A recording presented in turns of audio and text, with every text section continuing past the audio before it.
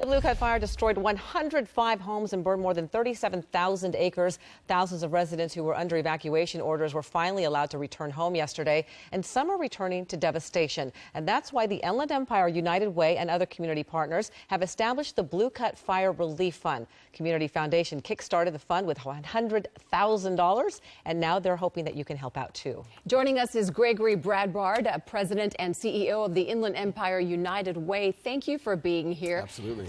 What kinds of challenges are residents dealing with as they return home? Yeah, you know what, and many of those residents are just returning home today, and what they're finding, some of them are finding that fortunately their homes are still standing, but they have smoke damage there. Many of them, all of their food, of course, is gone.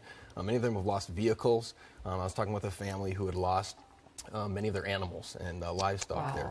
And those are the ones that, quite honestly, maybe got lucky. There are about 100 families who are returning home finding that their home has been completely destroyed. So awful. And some of them we know don't necessarily have homeowners insurance and are low income most definitely, and are going to have a really tough time figuring out what's next. How many people do you think are in need of assistance? Any guesstimates? Yeah, that's a really good question. I mean, I can tell you from those that have completely lost their homes, at least 100, and probably more than that.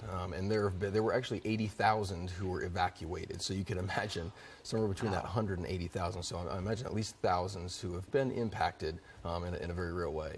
I'm told 100% of the donations will go to these folks, these residents? That's absolutely correct. So we're going to work with, United Way has a whole network of strong local nonprofits that are already on the ground and well positioned to meet the needs, whether that's counseling that they need, if it's temporary housing, if it's food, if it's whatever they might need really in rebuilding their lives. 100% of donations will go back, and no administrative fees will be deducted from anything that's donated. That's great. I understand you're doing short-term care and long-term care needs, but how do people apply and how does that work? How do they get the funds? Yeah, so right now we're actually building a committee of local stakeholders and other nonprofits, our government agencies as well, and we're working with the faith-based community as well, and they're going to be helping us to really identify where the greatest needs are, both short and long term. So I mean, just as I was heading here, I was informed that there were 5 families in particular that didn't know where they were necessarily going to be tonight. So helping to answer those questions. And like I said, longer term, really helping them figure out how to rebuild their lives over the next year. Sure. So the big question right now, though, is how can people donate? Absolutely. So the 2 easy ways. One, you can send a text to I'm blanking. We'll find out. Tell us.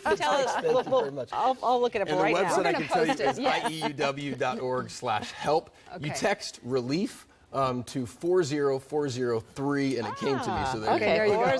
40403 relief. Yes. Okay. Good to know. Easy enough to do that. Thanks, Gregory. Thanks so for much. being here. All right. And good luck on the effort. Yes. Yeah.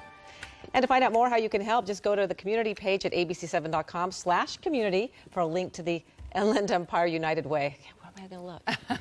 You got it. All right. Well, today, growing concern following the rising cost of a life